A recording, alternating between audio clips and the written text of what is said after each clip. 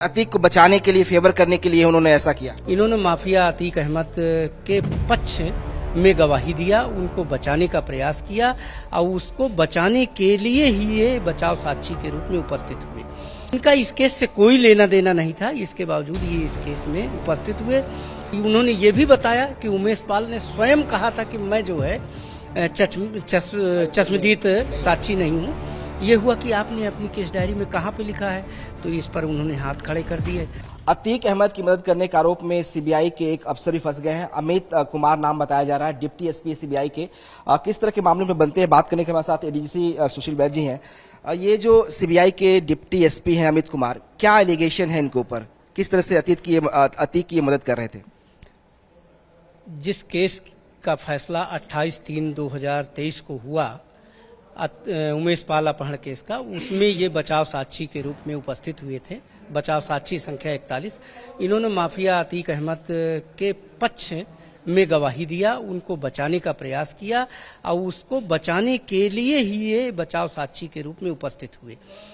इन्होंने इस केस की विवेचना नहीं किया था, इसके बावजूद इन्होंने कहा कि उमेश पाल का अपहरण नहीं हुआ था और बचाव पक्ष का यही प्ली था शुरू से कि उमेश पाल का अपहरण नहीं हुआ था और उसी को पुष्ट करने के लिए जो है ये उपस्थित हुए थे और यही इन्होंने बयान दिया था।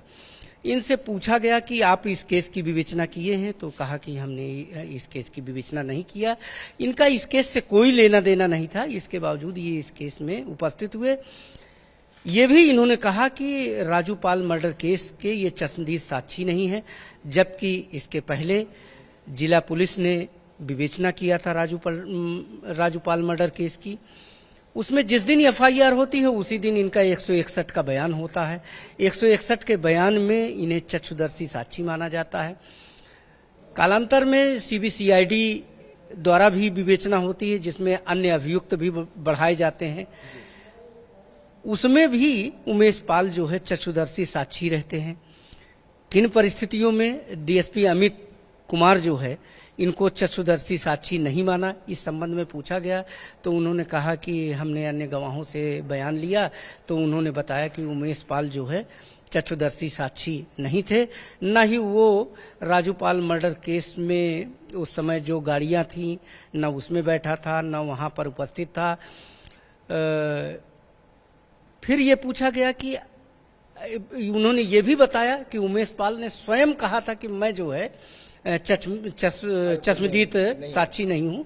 ये हुआ कि आपने अपनी केस डायरी में कहाँ पे लिखा है, तो इस पर उन्होंने हाथ खड़े कर दिए।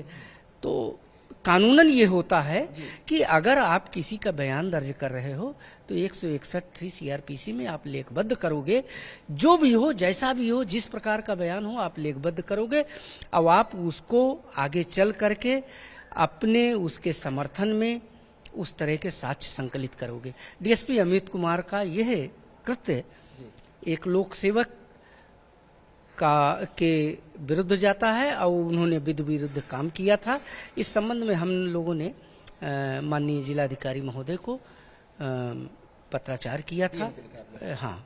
अच्छा, एक सवाल है कि क्या वो राजू पाल हत्याकांड की जांच करे तो उसके विवेचक थे क्या अमित कुमार? जो नहीं, राजू पाल मर्डर केस में डिनो इन्वेस्टिगेशन में वो विवेचक थे और उस समय उमेश पाल अपहरण केस की गवाही शुरू थी और उनको मालूम था और वो जानते थे कि उमेश पाल की गवाही हो रही है और उमेश पाल अतीक के खिलाफ कंटेस्टेड गवाही दे रहे। अतीक को बचाने के लिए, फेवर करने के लिए उन्होंने ऐसा किया। यस, सारी चीजें जो है उससे निकल के तो यही आती है कि उन्होंने अब क्या कार्रवाई के खिलाफ हो सकती है? आप लोगों ने कंप्लेन भी किया है डीएम के जरिए। हम लोगों से रिपोर्ट मांगी गई थी इनके कंडक्ट के बारे में कि इन्होंने कोर्ट में किस तरह का बयान दिया है। हम लोगों ने अपनी रिपोर्ट बना करके इनके बयान को कोट करते हुए शासन को रिपोर्ट कर दी है। अब कार्रवाई होगी इस पर? कार्रवाई बिल्कुल।